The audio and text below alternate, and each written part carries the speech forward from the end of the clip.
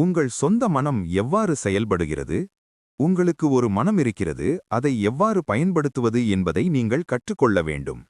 உங்கள் மனதில் 2 நிலைகள் உள்ளன. அவை நனவான அல்லது பகுத்தறிவு நிலை மற்றும் ஆழ்மன அல்லது பகுத்தறிவற்ற நிலை. நீங்கள் உங்கள் நனவான மனதுடன் சிந்திக்கிறீர்கள். நீங்கள் வழக்கமாக நினைக்கும் அனைத்தும் உங்கள் ஆழ்மனதில் மூழ்கி உங்கள் எண்ணங்களின் தன்மைக்கு ஏற்ப உருவாக்குகின்றன. உங்கள் ஆழ்மனது உங்கள் உணர்ச்சிகளின் இருப்பிடமாகும், மேலும் அது படைப்பு மனமாகும். நீங்கள் நல்லதை நினைத்தால் நல்லது பின்தொடரும். நீங்கள் தீயதை நினைத்தால் தீமை பின்தொடரும். இதுதான் உங்கள் மனம் செயல்படும் விதம். நினைவில் கொள்ள வேண்டிய முக்கிய விஷயம் என்னவென்றால், ஆழ்மனம் ஒரு கருத்தை ஏற்றுக்கொண்டவுடன் அதை செயல்படுத்த தொடங்குகிறது. ஆழ்மனதின் விதி நல்லது மற்றும் கெட்ட கருத்துக்களுக்கு இரண்டும் வேலை செய்கிறது என்பது ஒரு சுவாரஸ்யமான நுட்பமான உண்மை. இந்த விதியை எதிர்மறையான வழியில் பயன்படுத்தும்போது அது தோல்வி, விரக்தி மற்றும் மகிழ்ச்சியின்மைக்கு காரணமாகிறது. இருப்பினும் உங்கள் பழக்கமான சிந்தனை இணக்கமாகவும் ஆக்கப்பூர்வமாகவும் இருக்கும்போது நீங்கள் சரியான ஆரோக்கியம், வெற்றி மற்றும் செழிப்பை அனுபவிக்கிறீர்கள். நீங்கள் சரியான முறையில் சிந்திக்கவும் உணரவும் தொடங்கும்போது மன அமைதியும் ஆரோக்கியமான உடலும் தவிர்க்க முடியாதவை. நீங்கள் மனதளவில் எதை உண்மை என்று கூறினாலும் அதை உண்மை என்று உணர்ந்தாலும் உங்கள் ஆழ்மனம் ஏற்றுக்கொண்டு உங்கள் அனுபவத்தில் கொண்டுவரும். நீங்கள் செய்ய வேண்டிய ஒரே விஷயம் உங்கள் ஆழ்மனம் உங்கள் கருத்தை ஏற்றுக்கொள்ள வைப்பதுதான். உங்கள் சொந்த ஆழ்மனதின் விதி உங்களுக்கு விரும்பும் நிலையில் ஆரோக்கியத்தையும் அமைதியையும் கொண்டுவரும். நீங்கள் கட்டளை அல்லது ஆணையை வழங்குகிறீர்கள். உங்கள் ஆழ்மனதில் பதிந்த கருத்தை உண்மையாக மீண்டும் உருவாக்கும். உங்கள் மனதின் சட்டம் இதுதான். உங்கள் நனவு மனதில் நீங்கள் வைத்திருக்கும் எண்ணம் அல்லது யோசனையின் தன்மைக்கு ஏற்ப உங்கள் ஆழ்மனதிலிருந்து ஒரு எதிர்வினை அல்லது பதிலை பெறுவீர்கள். உளவியலாளர்கள் மற்றும் மனநல மருத்துவர்கள் எண்ணங்கள் உங்கள் ஆழ்மனதிற்கு அனுப்பப்படும்போது மூளை செல்களில் பதிவுகள் உருவாக்கப்படுகின்றன என்று சுட்டிக்காட்டுகின்றனர்.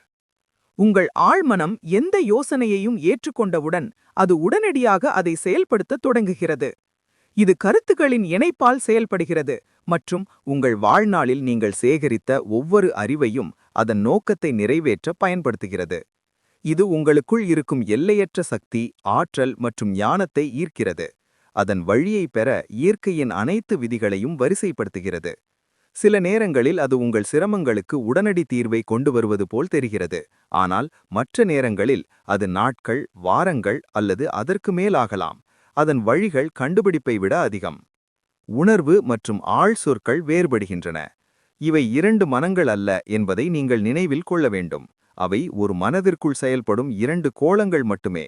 உங்கள் உணர்வுள்ள மனம்தான் பகுத்தறிவு மனம். தேர்ந்தெடுக்கும் மனத்தின் அந்த கட்டம்தான் இது. உதாரணமாக, நீங்கள் உங்கள் புத்தகங்கள், உங்கள் வீடு மற்றும் உங்கள் வாழ்க்கை துணையை தேர்வு செய்கிறீர்கள். உங்கள் உணர்வுள்ள மனதுடன் உங்கள் அனைத்து முடிவுகளையும் எடுக்கிறீர்கள். மறுபுறம், உங்கள் பங்கில் எந்த நனவான தேர்வும் இல்லாமல் உங்கள் இதயம் தானாகவே இயங்குகிறது. மேலும் செரிமானம், சுழற்சி மற்றும் சுவாச செயல்முறை உங்கள் நனவான கட்டுப்பாட்டிலிருந்து சுயந்தானிமான செயல்முறைகள் மூலம் உங்கள் ஆழ்மனதால் மேற்கொள்ளப்படுகிறது. உங்கள் ஆழ்மனம் அதில் பதிந்துள்ளதையோ அல்லது நீங்கள் உணர்வுபூர்வமாக நம்புவதையோ ஏற்றுக்கொள்கிறது. அது உங்கள் உணர்வு மனதைப் போல விஷயங்களை பகுத்தறிந்து பேசுவதில்லை. மேலும் அது உங்களுடன் சர்ச்சைக்குரியவாக வாதிடுவதில்லை. உங்கள் ஆழ்மனம் எந்த வகையான விதையையும் ஏற்றுக்கொள்ளும் மண் போன்றது. உங்கள் எண்ணங்கள் சுறுசுறுப்பாக இருக்கும். அவற்றை விதைகளுடன் ஒப்பிடலாம். எதிர்மறையான அழிவற்ற எண்ணங்கள் உங்கள் ஆழ்மனதில் தொடர்ந்து எதிர்மறையாக செயல்படுகின்றன. மேலும் சரியான நேரத்தில் வெளிப்புற அனுபவத்தில் வெளிப்படும். அது அவற்றுடன் ஒத்துப்போகிறது. நினைவில் கொள்ளுங்கள், உங்கள் ஆழ்மனம் உங்கள் எண்ணங்கள் நல்லதா கெட்டதா, உண்மையா பொய்யா என்பதை நிரூபிப்பதில் ஈடுபடுவதில்லை. ஆனால் அது உங்கள் எண்ணங்களின் தன்மைக்கேற்ப செயற்படுகிறது. அல்லது பரிந்துரைகள்.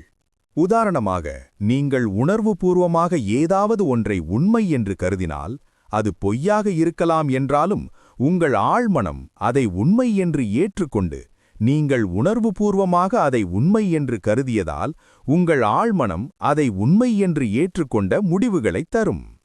உளவியலாளர்களின் சோதனைகள். ஹிப்னாட்டிக் நிலையில் உள்ளவர்கள் மீது உளவியலாளர்கள் மற்றும் பிறரால் செய்யப்பட்ட எண்ணற்ற சோதனைகள் ஆழ்மனம் ஒரு பகுத்தறிவு செயல்முறைக்கு தேவையான தேர்வுகள் மற்றும் ஒப்பீடுகளைச் செய்ய இயலாது என்பதை காட்டுகின்றன. உங்கள் ஆழ்மனம் எந்த பரிந்துரைகளையும் ஏற்றுக்கொள்ளும் என்பதை மீண்டும் மீண்டும் காட்டியுள்ளன. அது எவ்வளவு பொய்யானதாக இருந்தாலும் சரி. எந்த ஒரு பரிந்துரையையும் ஏற்றுக்கொண்ட பிறகு அது கொடுக்கப்பட்ட பரிந்துரையின் தன்மைக்கு ஏற்ப பதிலளிக்கிறது. ஒரு திறமையான ஹிப்னாட்டிஸ்ட் ஹிப்னாட்டிக் நிலையில் உள்ள தனது மாணவர்களில் ஒருவருக்கு முதுகு அரிப்பு இருப்பதாகவும், மற்றொருவருக்கு மூக்கில் இரத்தம் வருவதாகவும், மற்றொருவருக்கு அவர் ஒரு பளிங்கு சிலை என்றும், மற்றொருவருக்கு அவர் உறைந்து போவதாகவும், வெப்பநிலை 0ற்கு கீழே இருப்பதாகவும் கூறலாம். ஒவ்வொருவரும் தனது குறிப்பிட்ட ஆலோசனையின் வரியை பின்பற்றுவார்கள். அவரது கருத்துடன் தொடர்பில்லாத அவரது அனைத்து சுற்றுப்புறங்களையும் முற்றிலும் மறந்துவிடுவார்கள். இந்த எளிய எடுத்துக்காட்டுகள் உங்கள் நனவான பகுத்தறிவு மனதுக்கும் உங்கள் ஆழ்மனதுக்கும் இடையிலான வேறுபாட்டை தெரிவாகச் சித்தரிக்கின்றன. இது ஆள்மாறாட்டம், தேர்ந்தெடுக்கப்படாதது, மேலும் உங்கள் நனவான மனம் உண்மை என்று நம்புவதை உண்மையாக ஏற்றுக்கொள்கிறது. எனவே ஆசிர்வதிக்கும், குணப்படுத்தும், ஊக்கமளிக்கும் மற்றும் உங்கள் ஆன்மாவை மகிழ்ச்சியால் நிரப்பும் எண்ணங்கள், யோசனைகள் மற்றும் வளங்களை தேர்ந்தெடுப்பதின் முக்கியத்துவம். உங்கள் சொந்த மனம் எவ்வாறு செயல்படுகிறது? 37. புறநிலை மற்றும் அகநிலை மனம் தெளிவுபடுத்தப்பட்டது என்ற சொற்கள்.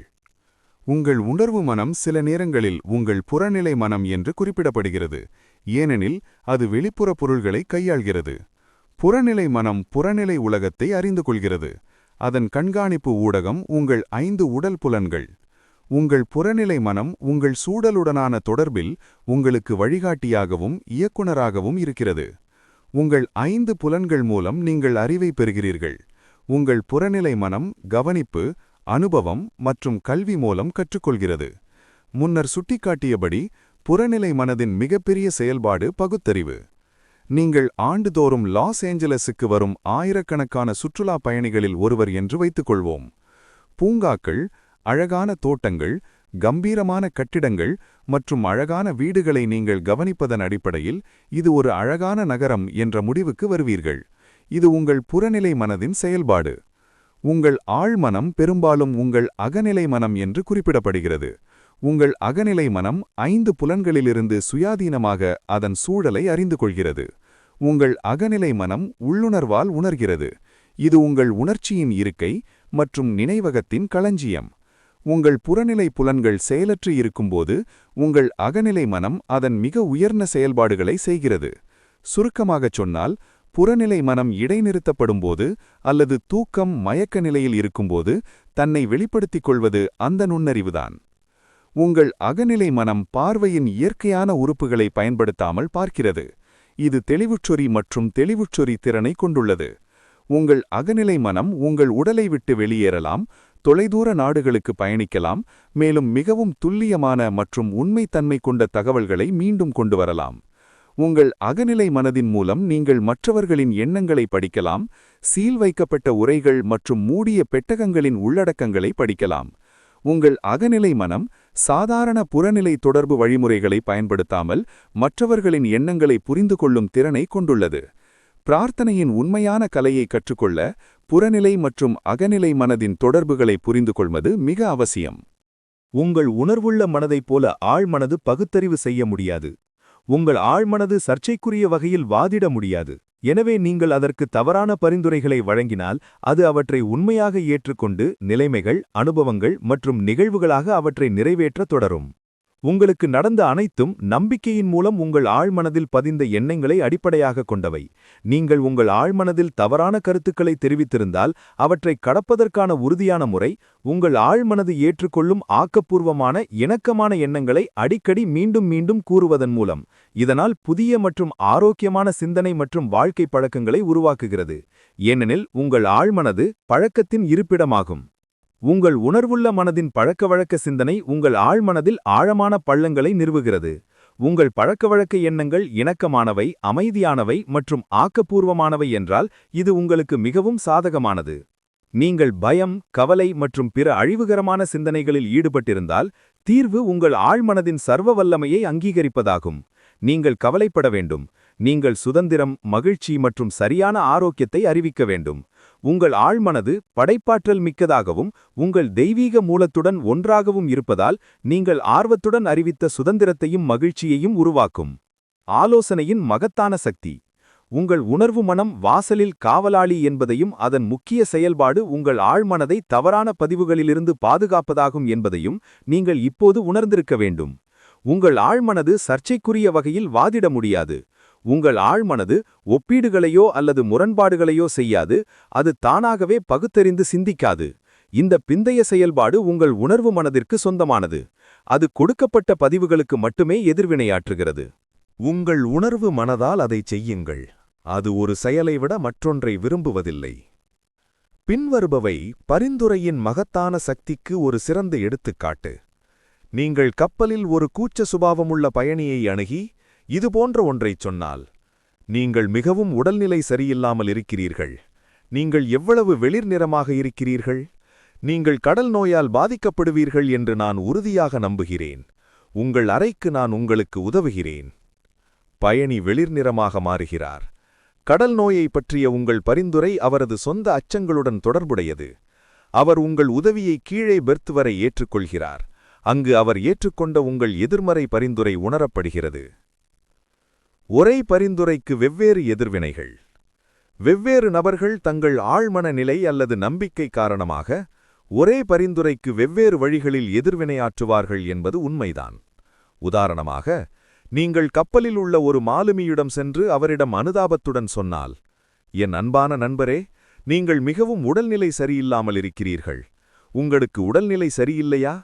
நீங்கள் கடல் நோயால் பாதிக்கப்படுவது போல் என்னை பார்க்கிறீர்கள். அவரது மனநிலையை பொறுத்து அவர் உங்கள் நகைச்சுவையை பார்த்து சிரிக்கிறார் அல்லது லேசான எரிச்சலை வெளிப்படுத்துகிறார். இந்த விஷயத்தில் உங்கள் பரிந்துரை காதுகளில் விழும்போது அது நடக்கவில்லை. ஏனெனில் உங்கள் கடல் நோய் பற்றிய பரிந்துரை அவரது மனதில் அதிலிருந்து அவருக்கு வந்த நோய் எதிர்ப்பு சக்தியுடன் தொடர்புடையது. எனவே அது பயத்தையோ அல்லது கவலையையோ அல்ல, மாறாக தன்னம்பிக்கையையே தூண்டியது. ஒரு பரிந்துரை என்பது ஒருவரின் மனதில் எதையாவது வைக்கும் செயல் அல்லது நிகழ்வு ஆகும்.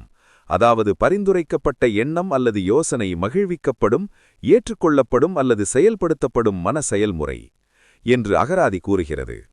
ஒரு பரிந்துரை நனவு மனதின் விருப்பத்திற்கு எதிராக ஆழ்மனதில் எதையும் திணிக்க முடியாது என்பதை நீங்கள் நினைவில் கொள்ள வேண்டும்.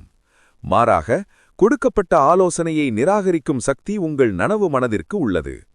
மாலுமியை பொறுத்தவரை அவருக்கு கடல் நோய் குறித்த பயமில்லை. அவர் தனது நோய் எதிர்ப்பு சக்தியை பற்றி தன்னைத்தானே சமாதானப்படுத்திக் கொண்டார். எதிர்மறையான பரிந்துரை பயத்தை தூண்டும் சக்தி முற்றிலும் இல்லை. மற்ற பயணிக்கு கடல் நோய் பற்றிய பரிந்துரை அவரது உள்ளார்ந்த கடல் நோய் பயத்தை வெளிப்படுத்தியது. நம் யாவருக்கும் நமது சொந்த உணர்வு உண்டு. உள் அச்சங்கள், நம்பிக்கைகள் மற்றும் கருத்துக்கள். இந்த உள் அனுமானங்கள் நம் வாழ்க்கையை ஆளுகின்றன மற்றும் நிர்வகிக்கின்றன. ஒரு ஆலோசனைக்கு தன்னளவில் எந்த சக்தியும் இல்லை, அது உங்களால் மனரீதியாக ஏற்றுக்கொள்ளப்படாவிட்டால். இது உங்கள் ஆழ்மன சக்திகள் ஆலோசனையின் தன்மைக்கு ஏற்ப வரையறுக்கப்பட்ட மற்றும் வரையறுக்கப்பட்ட வழியில் பாய காரணமாகிறது. அவர் எப்படி தனது கையை இழந்தார்? ஒவ்வொரு 2 அல்லது 3 வருடங்களுக்கும் நான் காக்ஸ்டன் ஹாலில் உள்ள லண்டன் ட்ரூத் ஃபோரத்தில் தொடர் சொற்பொழிவுகளை வழங்குகிறேன். இது பல ஆண்டுகளுக்கு முன்பு நான் நிறுவிய ஒரு மன்றம். இயக்குனர் டாக்டர் எவெலின் ஃப்ளீட் ஆலோசனையின் சக்தி குறித்து ஆங்கில செய்தித்தாள்களில் வெளிவந்த ஒரு கட்டுரையைப் பற்றி என்னிடம் கூறினார். சுமார் 2 வருடங்களாக ஒரு மனிதன் தனது ஆழ்மன மனதிற்கு அளித்த பரிந்துரை இது: என் மகள் குணமடைவதை பார்க்க நான் என் வலது கையை கொடுப்பேன். அவரது மகளுக்கு முடக்குவாத வடிவ மூட்டுவலி மற்றும் குணப்படுத்த முடியாத தோல் நோய் இருப்பது போல் தோன்றியது. மருத்துவ சிகிச்சையால் நிலைமையை குறைக்க முடியவில்லை. மேலும் தந்தை தனது மகளின் குணமடைதலுக்கான தீவிர ஏக்கத்தை கொண்டிருந்தார். மேலும் மேற்கோள் காட்டப்பட்ட வார்த்தைகளில் தனது விருப்பத்தை வெளிப்படுத்தினார். ஒருநாள் குடும்பத்தினர் வெளியே சென்று கொண்டிருந்தபோது அவர்களது கார் மற்றொரு காரில் மோதியதாக செய்தித்தாள் கட்டுரை சுட்டிக்காட்டியதாக டாக்டர் எவெலின் ஃப்ளீட் கூறினார். தந்தையின் வலது கை தோளில் கிழிந்தது. உடனடியாக மகளின் மூட்டு வலியும் தோள் நிலையும் மறைந்துவிட்டது. உங்கள் ஆழ்மனதில் குணப்படுத்தும், ஆசீர்வதிக்கும் மற்றும் உயர்த்தும் பரிந்துரைகளை மட்டுமே வழங்க வேண்டும்.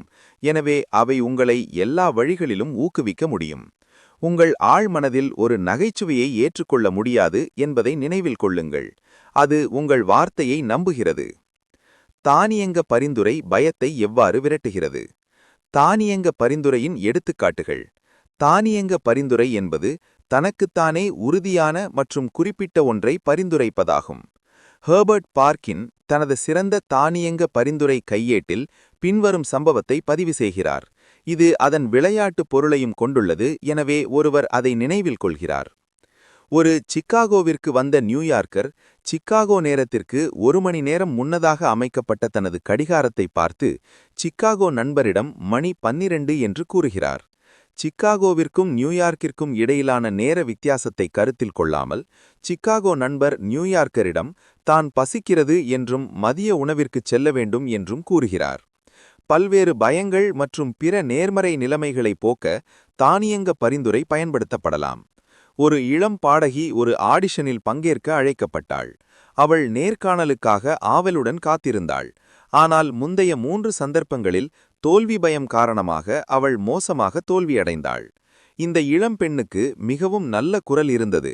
ஆனால் அவள் தனக்குள் சொல்லிக் கொண்டிருந்தாள், நான் பாட வேண்டிய நேரம் வரும்போது வேறுபட்சம் அவர்கள் என்னை விரும்பாமல் போகலாம். நான் முயற்சி செய்கிறேன், ஆனால் எனக்கு பயமும் பதட்டமும் நிறைந்திருக்கிறது. அவளுடைய ஆழ்மனம் இந்த நேர்மறை தானியங்க பரிந்துரைகளை ஒரு வேண்டுகோளாக ஏற்று அவற்றை வெளிப்படுத்தி தனது அனுபவத்திற்குள் கொண்டு வந்தது. காரணம், ஒரு தன்னிச்சையான தானியங்க பரிந்துரை, அதாவது உணர்ச்சி வசப்பட்டு அகவழிப்படுத்தப்பட்ட அமைதியான பய எண்ணங்கள். அவள் பின்வரும் நுட்பத்தின் மூலம் அதை வென்றாள். ஒரு நாளுக்கு 3 முறை அவள் ஒரு அறையில் தன்னை தனிமைப்படுத்திக் கொண்டாள். அவள் ஒரு நாற்காலியில் வசதியாக அமர்ந்தாள். தனது உடவை நிலைப்படுத்தினாள். கண்களை மூடினாள். அவள் தனது மனதையும் உடலையும் தன்னால் முடிந்த அளவுக்கு அமைதிப்படுத்தினாள். உடல் மந்தநிலை மன செயலற்ற தன்மையை ஆதரிக்கிறது மற்றும் மனதை பரிந்துரைக்கு அதிக ஏற்புடையதாக ஆக்குகிறது. அவள் தனக்குள் சொல்லிக்கொண்டு பயப்பரிந்துரையை எதிர்த்தாள். நான் அழகாக பாடுகிறேன். நான் சமநிலையில் அமைதியான, நம்பிக்கையான மற்றும் அமைதியான ஒருவன். இந்த அறிக்கையை அவள் மெதுவாக, அமைதியாக ஒவ்வொரு அமர்விலும் 5 அல்லது 10 முறை உணர்வோடு திருப்பிக் கொண்டாள். அவளுக்கு இதுபோன்ற 3 அமர்வுகள் ஒவ்வொரு நாளும் இருந்தன. தூங்குவதற்கு முன் 1. ஒரு வார இறுதியில் அவள் முற்றிலும் சமநிலையிலும் நம்பிக்கையிலும் இருந்தாள். ஆடிஷனுக்கான அழைப்பு வந்தபோது அவள் ஒரு குறிப்பிடத்தக்க அற்புதமான ஆடிஷனை அளித்தாள். அவர் எப்படி தனது நினைவை மீட்டெடுத்தார்? 75 வயதான ஒரு பெண், எனக்கு நினைவாற்றல் குறைந்து வருகிறது என்று அவள் தனக்குள்ளே சொல்லிக் கொண்டிருந்தாள். அவள் நடைமுறையை மாற்றியமைத்து ஒரு நாளுக்கு பல முறை தூண்டப்பட்ட தானியங்க பரிந்துரையை பயிற்சி செய்தாள். இன்றைய தினத்திலிருந்து என் நினைவாற்றல் ஒவ்வொரு துறையிலும் மேம்பட்டு வருகிறது. எனக்கு தெரிய வேண்டியதை நான் எப்போதும் நினைவில் வைத்திருப்பேன். நேரம் மற்றும் இடத்தின் ஒவ்வொரு தருணத்திலும் பெறப்பட்ட பதிவுகள் தெளிவாகவும் திட்டவட்டமாகவும் இருக்கும். நான் அவற்றை தானாகவும் எளிதாகவும் தக்க வைத்துக் கொள்வேன். நான் எதை நினைவுபடுத்த விரும்புகிறேனோ அது உடனடியாக என் மனதில் சரியான வடிவத்தில் தோன்றும். நான் ஒவ்வொரு நாளும் வேகமாக முன்னேறி வருகிறேன். மிக விரைவில் என் நினைவாற்றல் முன்பை விட நன்றாக இருக்கும். 3 வாரங்களின் முடிவில் அவளது நினைவாற்றல் இயல்பு நிலைக்கு திரும்பியது. அவள் மகிழ்ச்சியடைந்தாள். எரிச்சல் மற்றும் மோசமான மனநிலையை பற்றி புகார் செய்த பல ஆண்களுக்கு அவர் எப்படி மோசமான கோபத்தை சமாளித்தார்? தானாக பரிந்துரைக்கப்படக்கூடியவர்கள் மகிழ்ச்சி, மகிழ்ச்சி மற்றும் மகிழ்ச்சி ஆகியவை இப்போது எனது இயல்பான மனநிலையாக மாறி வருகின்றன. ஒவ்வொரு நாளும் நான் புரிதலுடன் மேலும் மேலும் அன்பானவனாக மாறி வருகிறேன். நான் இப்போது என்னை பற்றிய அனைவருக்கும் உற்சாகம் மற்றும் நல்லெண்ணத்தின் மையமாக மாறி வருகிறேன். அவர்களை நல்ல நகைச்சுவையுடன் பாதிக்கிறேன். இந்த மகிழ்ச்சியான மற்றும் மகிழ்ச்சியான மனநிலை இப்போது எனது இயல்பான மனநிலையாக மாறி வருகிறது. நான் நன்றியுள்ளவனாக இருக்கிறேன்.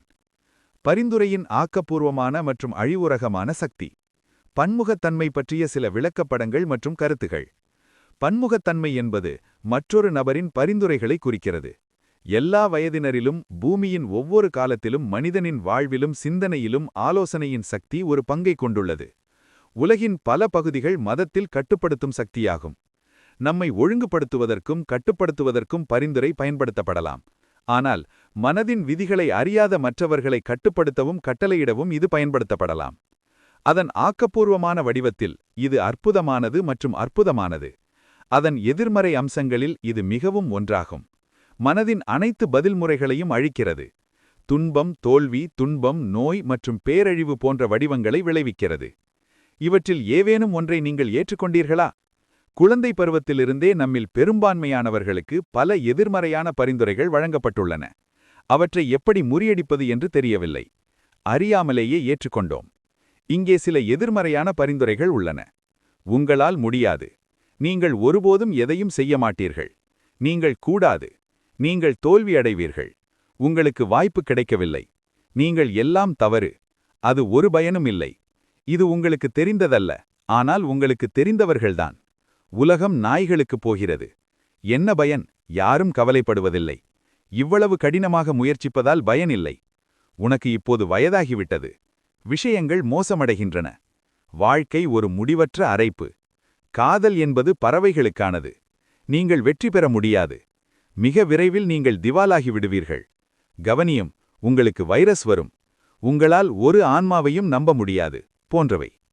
தன்னிச்சை பரிந்துரை என்பது எதிர்மறையான வாய்மொழி கண்டிஷனிங்கிலிருந்து உங்களை விடுவிக்கும் ஒரு வழிமுறையாகும். இது உங்கள் வாழ்க்கை முறையை சிதைத்து நல்ல பழக்கங்களின் வளர்ச்சியை கடினமாக்குகிறது. நீங்கள் எந்த நாளிலும் எதிர்மறையான பரிந்துரைகளை எதிர்கொள்ளலாம். மேலும் பயனற்ற தன்மை, பயம், கவலை, பதட்டம் மற்றும் வரவிருக்கும் அழிவின் விதைகளை விதைக்கக்கூடிய டசன்களான பொருட்களை நீங்கள் படிக்கலாம். நீங்கள் ஏற்றுக்கொள்ளப்பட்டால் இந்த பயத்தின் எண்ணங்கள் வாழ்க்கையின் விருப்பத்தை இழக்கச் செய்யும். உங்கள் உள்மனதை ஆக்கப்பூர்வமான தன்னிச்சை பரிந்துரைகளை வழங்குவதன் மூலம் இந்த எதிர்மறையான யோசனைகள் அனைத்தையும் நிராகரிக்கிறீர்கள் என்பதை அறிந்து இந்த அழிவுரகமான யோசனைகள் அனைத்தையும் எதிர்க்கிறீர்கள். மக்கள் உங்களுக்கு செய்யும் எதிர்மறையான பரிந்துரைகளை தொடர்ந்து சரிபார்க்கவும். அழிவுரகமான பன்முகத்தன்மையால் நீங்கள் பாதிக்கப்பட வேண்டிய அவசியமில்லை. சிறுவயதில் நாம் அனைவரும் அதை அனுபவித்திருக்கிறோம். எங்கள் டீனேஜ் பருவத்தில் நீங்கள் திரும்பி பார்த்தால் எதிர்மறையான பரிந்துரைகளின் பிரச்சாரத்தில் பெற்றோர்கள், நண்பர்கள், உறவினர்கள், ஆசிரியர்கள், கூட்டாளிகள் கூட எவ்வாறு பங்களித்தார்கள் என்பதை நீங்கள் எளிதாக நினைவு கூறலாம். உங்களிடம் கூறப்பட்ட விஷயங்களை படியுங்கள். சொல்லப்பட்டவற்றில் பெரும்பாலானவற்றின் நோக்கம் உங்களை கட்டுப்படுத்துவதாகும், அல்லது அதில் பெரும்பாலானவை பிரச்சார வடிவில் உங்களுக்குள் பயத்தை ஏற்படுத்துவதை நீங்கள் கண்டுபிடிப்பீர்கள். இந்த பன்முக ஆலோசனை செயல்முறை ஒவ்வொரு வீடு, அலுவலகம், தொழிற்சாலை மற்றும் கிளப்பிலும் நடைபெறுகிறது. இந்த பரிந்துரைகளில் பல உங்களை சிந்திக்கவும், உணரவும், மற்றவர்கள் உங்களை விரும்புவதைப் போல செயல்படவும், அவர்களுக்கு சாதகமாகவும் செயல்பட வைப்பதற்காகவே என்பதை நீங்கள் காண்பீர்கள். ஒரு ஆலோசனை ஒரு மனிதனை எவ்வாறு கொன்றது? பன்முக ஆலோசனையின் ஒரு எடுத்துக்காட்டு இங்கே. எனது உறவினர் ஒருவர் இந்தியாவிலுள்ள ஒரு படிக பார்வையாளரிடம் சென்றார். அவர் தனக்கு மோசமான இதயம் இருப்பதாகவும் அடுத்த அமாவாசையில் இறந்து விடுவார் என்று கணித்தார் என்று சொன்னார். அவர் தனது குடும்ப உறுப்பினர்கள் அனைவருக்கும் இந்த கணிப்பை பற்றி சொல்லத் தொடங்கினார். பின்னர் அவர் தனது விருப்பத்தை ஏற்பாடு செய்தார். இந்த சக்தி வாய்ந்த ஆலோசனை அவரது ஆழ்மனதில் நுழைந்தது, ஏனெனில் அவர் அதை முழுமையாக ஏற்றுக்கொண்டார். இந்த ஸ்படிக பார்வையாளனுக்கு சில விசித்திரமான அமானுஷ்ய சக்திகள் இருப்பதாக நம்பப்படுகிறது என்று எனது உறவினர் என்னிடம் கூறினார். உண்மையில் அவர் ஒருவருக்கு தீங்கு அல்லது நன்மை செய்ய முடியும். அவர் தனது சொந்த மரணத்திற்கு காரணம் என்று தெரியாமல் அவர் கணிக்கப்பட்டது போல் இறந்தார். நம்மில் பலர் இதே போன்ற முட்டாள்தனமான, அபத்தமான, மூடநம்பிக்கை கதைகளை கேள்விப்பட்டிருக்கிறோம் என்று நினைக்கிறேன். ஆழ்மனம் செயல்படும் விதம் பற்றிய நமது அறிவின் வெளிச்சத்தில் என்ன நடந்தது என்பதை பார்ப்போம். மனிதனின் நனவான பகுத்தறிவு மனம் எதை நம்புகிறதோ அதை ஆழ்மனம் ஏற்றுக்கொண்டு செயல்படும். என் உறவினர் அதிர்ஷ்டசாலியை பார்க்கச் சென்றபோது மகிழ்ச்சியாகவும், ஆரோக்கியமாகவும், துடிப்பாகவும், வலிமையாகவும் இருந்தார். அவர் அவருக்கு மிகவும் எதிர்மறையான ஆலோசனையை கொடுத்தார். அதை அவர் ஏற்றுக்கொண்டார். அவர் பயந்து அடுத்த அமாவாசையில் அவர் இறக்கப் போகிறார் என்ற உண்மையை தொடர்ந்து யோசித்தார். அவர் முடிவுக்கு தயாராகும்போது அதை பற்றி எல்லோரிடமும் சொல்லத் தொடங்கினார். செயல்பாடு அவரது சொந்த மனதில் நடந்தது, மேலும் அவரது சொந்த சிந்தனையே காரணம். அவர் தனது சொந்த மரணம் என்று அழைக்கப்படுவதை அல்லது உடலின் அழிவை தனது சொந்த மூலம் கொண்டு வந்தார். பயமும் முடிவை பற்றிய எதிர்பார்ப்பும். அவரது மரணத்தை முன்னறிவித்த பெண்டுக்கு வயலிலுள்ள கற்களும் குச்சிகளும் விட அதிக சக்தி இல்லை. அவளுடைய ஆலோசனைக்கு அவள் பரிந்துரைத்த முடிவை உருவாக்கவோ அல்லது கொண்டு வரவோ எந்த சக்தியும் இல்லை. அவர் தனது மனதின் விதிகளை அறிந்திருந்தால் அவர் எதிர்மறையான ஆலோசனையை முற்றிலுமாக நிராகரித்திருப்பார். மேலும் அவருடைய வார்த்தைகளுக்கு எந்த கவனத்தையும் கொடுக்க மறுத்திருப்பார். அவர் தனது சொந்த சிந்தனை மற்றும் உணர்வால் ஆளப்படுகிறார் மற்றும் கட்டுப்படுத்தப்படுகிறார் என்பதை அவரது இதயத்தில் அறிந்திருப்பார். ஒரு போர்க்கப்பலை நோக்கி செலுத்தப்பட்ட தகர அம்புகள் போல அவளுடைய தீர்க்க தரிசனம் அவரை காயப்படுத்தாமல் முழுமையாக நடுநிலையாக்கி சிதறடிக்கப்பட்டிருக்கலாம். மற்றவர்களின் ஆலோசனைகள் உங்கள் சொந்த சிந்தனைகள் மூலம் நீங்கள் அவர்களுக்கு கொடுக்கும் சக்தியைத் தவிர வேறு எந்த சக்தியையும் கொண்டிருக்கவில்லை. நீங்கள் உங்கள் சொந்த மன சம்மதத்தை வழங்க வேண்டும். நீங்கள் சிந்தனையை மகிழ்விக்க வேண்டும். பின்னர் அது உங்கள் சிந்தனையாக மாறும். நீங்கள் சிந்திக்கிறீர்கள். நினைவு கொள்ளுங்கள், நீங்கள் தேர்ந்தெடுக்கும் திறன் உங்களிடம் உள்ளது. வாழ்க்கையை தேர்ந்தெடுங்கள். அன்பை தேர்ந்தெடுங்கள். ஆரோக்கியத்தை தேர்ந்தெடுங்கள். ஒரு கருதப்படும் முக்கிய முன்மாதிரியின் சக்தி. உங்கள் மனம் ஒரு சிலாஜியம் போல செயல்படுகிறது. இதன் பொருள், உங்கள் உணர்வு மனம் உண்மை என்று கருதும் எந்த முக்கிய முன்மாதிரியும் உங்கள் ஆழ்மனத்தில் உள்ள எந்த ஒரு குறிப்பிட்ட கேள்வி அல்லது பிரச்சனை தொடர்பாக உங்கள் ஆழ்மனம் வரும் முடிவை தீர்மானிக்கிறது. உங்கள் முன்மாதிரி சரியானால், பின்வரும் உதாரணத்தில் உள்ளது போல முடிவும் உண்மையாக இருக்க வேண்டும். ஒவ்வொரு நல்லொழுக்கமும் பாராட்டத்தக்கது. கருணை ஒரு நல்லொழுக்கம். ஆகவே கருணை பாராட்டத்தக்கது. மற்றொரு உதாரணம் பின்வருமாறு. உருவாக்கப்பட்ட அனைத்தும் மாறி மறைந்துவிடும். எகிப்தின் பிரமிடுகள் உருவாக்கப்பட்ட விஷயங்கள். ஆகவே ஒரு நாள் பிரமிடுகள் மறைந்துவிடும். முதல் கூற்று முக்கிய முன்மாதிரி என்று குறிப்பிடப்படுகிறது மற்றும் சரியான முடிவு நிச்சயம் சரியான முன்மாதிரியை பின்பற்ற வேண்டும். எனது சயின்ஸ் சிலவற்றில் கலந்து கொண்ட ஒரு கல்லூரி பேராசிரியர் மே 1962இல் நியூயார்க் நகரின் டவுன் ஹால் என்ற அரங்கில் நடைபெற்ற மனத்தத்துவ சொற்பொழிவுகளின் போது ஒருவர் என்னிடம் இவ்வாறு கூறினார். என் வாழ்க்கையில் அனைத்தும் தலைகீழாக மாறிவிட்டன.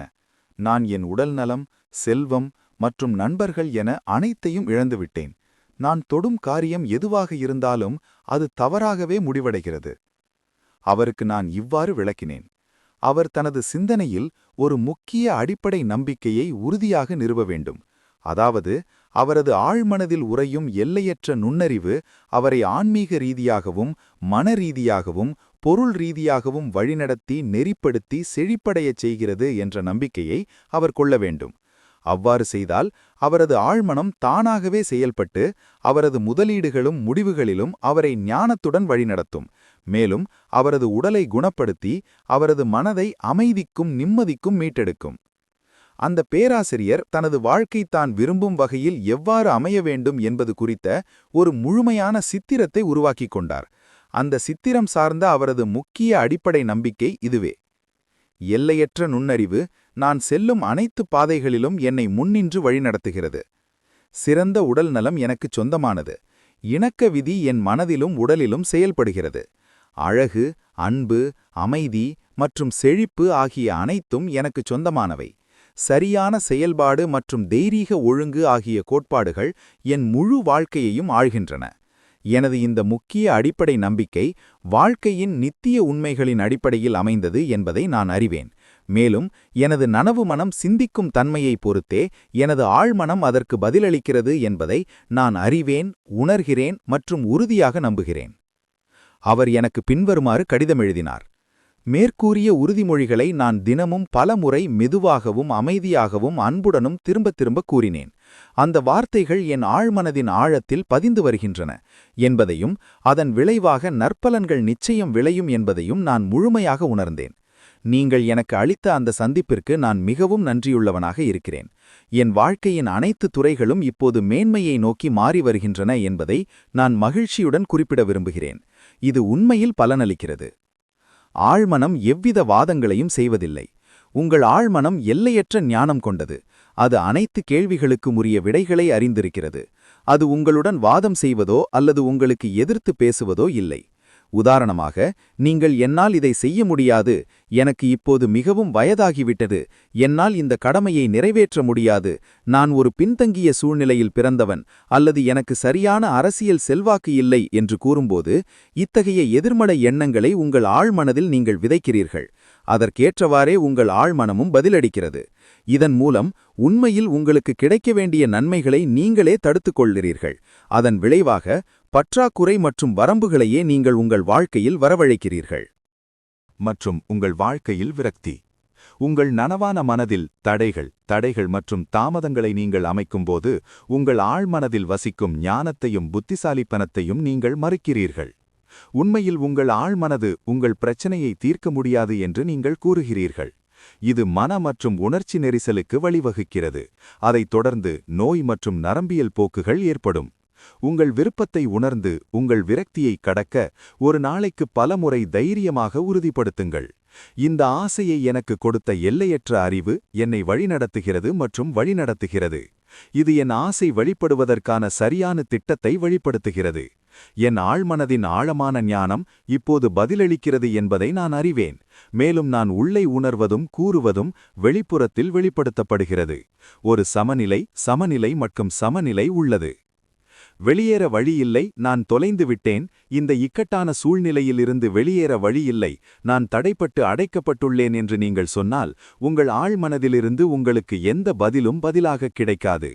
ஆழ்மனம் உங்களுக்காக வேலை செய்ய வேண்டுமென்றால் அதற்கு சரியான வேண்டுகோளை கொடுத்து அதன் ஒத்துழைப்பை பெறுங்கள். அது எப்போதும் உங்களுக்காக வேலை செய்கிறது. இது இந்த நிமிடம் உங்கள் இதயத் துடிப்பையும் உங்கள் சுவாசத்தையும் கட்டுப்படுத்துகிறது. இது உங்கள் விரலில் ஏற்பட்ட காயத்தை குணப்படுத்துகிறது. மேலும் அதன் போக்கு உயிருக்கு ஆபத்தானது. உங்களை கவனித்துக் கொள்ளவும் பாதுகாக்கவும் எப்போதும் முயல்கிறது. உங்கள் ஆழ்மனதுக்கு அதன் சொந்த மனம் உள்ளது, ஆனால் அது உங்கள் சிந்தனை வடிவங்களையும் கற்பனைகளையும் ஏற்றுக்கொள்கிறது. நீங்கள் ஒரு பிரச்சினைக்கு விடை தேடும்போது உங்கள் ஆழ்மனது பதிலளிக்கும், ஆனால் அது உங்கள் நனவு மனதில் ஒரு முடிவுக்கும் உண்மையான தீர்ப்புக்கும் வரவேண்டும் என்று எதிர்பார்க்கிறது. பதில் உங்கள் ஆழ்மனதில் இருப்பதை நீங்கள் ஒப்புக்கொள்ள வேண்டும். இருந்தபோதிலும் எனக்கு எந்த வழியும் இல்லை என்று நினைக்கிறேன், நான் குழப்பத்தில் இருக்கிறேன், ஏன் எனக்கு பதில் கிடைக்கவில்லை என்று நீங்கள் சொன்னால், நீங்கள் உங்கள் பிரார்த்தனையை நடுநிலையாக்குகிறீர்கள். நேரத்தை குறிக்கும் சிப்பாயைப் போல நீங்கள் எங்கும் செல்லவில்லை. உங்கள் மனதின் சக்கரங்களை அசையாமல் நிதானமாக விட்டுவிடுங்கள். அமைதியாக உறுதியளிக்கிறேன். என் ஆழ்மனதுக்கு பதில் தெரியும். அது இப்போது எனக்கு பதிலளிக்கிறது. என் ஆழ்மனதின் எல்லையற்ற அறிவு எல்லாவற்றையும் அறிந்திருப்பதை நான் அறிவதால் நான் நன்றி கூறுகிறேன். அது சரியானதை வெளிப்படுத்துகிறது. இப்போதே எனக்கு பதில் சொல்லுங்கள். என்னுடைய உண்மையான நம்பிக்கை இப்போது என்னுடைய ஆழ்மனதின் கம்பீரத்தையும் மகிமையையும் விடுவிப்பதாகும். அது உண்மையாகிவிட்டதில் நான் மகிழ்ச்சி அடைகிறேன். சிறப்பம்சங்களின் மதிப்பாய்வு. 1. நல்லதை நினை, நல்லது பின்தொடர்கிறது. தீமையை நினை, தீமை பின்தொடர்கிறது. நாள் முழுவதும் நீ என்ன நினைக்கிறாயோ அதுவாகவே இருக்கிறாய். 2. உன் ஆழ்மனம் உன்னுடன் வாதிடுவதில்லை. உன் உணர்வு மனம் என்ன ஆணையிடுகிறதோ அதை ஏற்றுக்கொள்கிறது.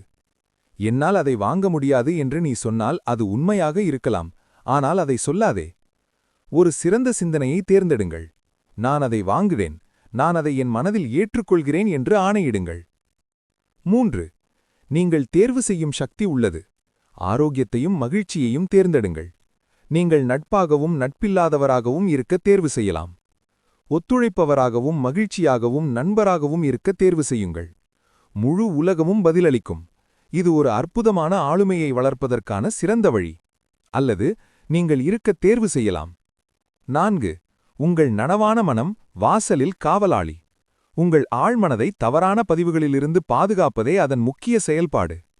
ஏதாவது நல்லது நடக்கலாம், இப்போது நடக்கிறது என்று நம்புவதை தேர்ந்தெடுங்கள். உங்கள் மிகப்பெரிய சக்தி உங்கள் தேர்ந்தெடுக்கும் திறன். மகிழ்ச்சி மற்றும் மிகுதியை தேர்ந்தெடுங்கள். 5. மற்றவர்களின் பரிந்துரைகளும் அறிக்கைகளும் உங்களை காயப்படுத்தும் சக்தி இல்லை. உங்கள் சொந்த சிந்தனையின் இயக்கம் மட்டுமே சக்தி. மற்றவர்களின் எண்ணங்கள் அல்லது அறிக்கைகளை நிராகரிக்கவும் நல்லதை உறுதிப்படுத்தவும் நீங்கள் தேர்வு செய்யலாம். நீங்கள் எப்படி விதைவினையாற்றுவீர்கள் என்பதை தேர்வு செய்யும் சக்தி உங்களிடம் உள்ளது. நீங்கள் சொல்வதை கவனியுங்கள். ஒவ்வொரு வீணான வார்த்தைக்கும் நீங்கள் கணக்கு கொடுக்க வேண்டும். நான் தோல்வியடைவேன், என்னுடைய வேலையை இழப்பேன் என்று எந்தபோதும் சொல்லாதீர்கள். என்னால் வாடகை செலுத்த முடியாது என்று. உங்கள் ஆழ்மனதால் நகைச்சுவையை ஏற்றுக்கொள்ள முடியாது. இது இவற்றையெல்லாம் நிறைவேற்றுகிறது. உங்கள் மனம் தீயதல்ல. இயற்கையின் எந்த சக்தியும் தீயதல்ல. அது இயற்கையின் சக்திகளை நீங்கள் எவ்வாறு பயன்படுத்துகிறீர்கள் என்பதை பொறுத்தது. எல்லா இடத்திலும் உள்ள எல்லோரையும் ஆசீர்வதிக்கவும் குணப்படுத்தவும் ஊக்குவிக்கவும் உங்கள் மனதை பயன்படுத்துங்கள். என்னால் முடியாது என்று எந்தபோதும் சொல்லாதீர்கள். அந்த பயத்தை மாற்றுவதன் மூலம் வெல்லுங்கள். பின்வருமாறு கூறுங்கள்: எனது ஆழ்மனதின் சக்தியின் மூலம் என்னால் எதையும் சாதிக்க முடியும். பயம், அறியாமை மற்றும் மூடநம்பிக்கையின் கண்ணோட்டத்தில் சிந்திக்காமல் வாழ்க்கையின் நித்திய உண்மைகள் மற்றும் கோட்பாடுகளின் கண்ணோட்டத்தில் சிந்திக்கத் தொடங்குங்கள். மற்றவர்கள் உங்களுக்காக சிந்திக்க அனுமதிக்காதீர்கள். உங்கள் எண்ணங்களை நீங்களே தேர்ந்தெடுங்கள். உங்கள் முடிவுகளை நீங்களே எடுங்கள்.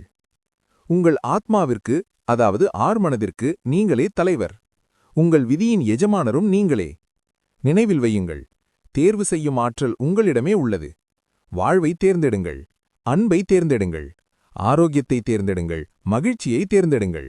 இந்த வீடியோ உங்களுக்கு பிடிச்சிருந்தா லைக் போடுங்க, சப்ஸ்கிரைப் பண்ணுங்க, மறக்காம பெல் பட்டனை கிளிக் பண்ணுங்க. உங்க நண்பர்களுக்கு ஷேர் பண்ணுங்க. நன்றி, வணக்கம்.